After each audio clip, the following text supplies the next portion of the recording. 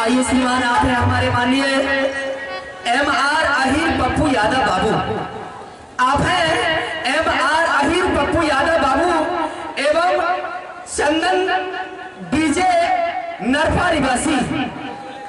उनका कहना है कि शिव की ज्योति से प्रकाश बढ़ते हैं, शिव की ज्योति से प्रकाश बढ़ते हैं।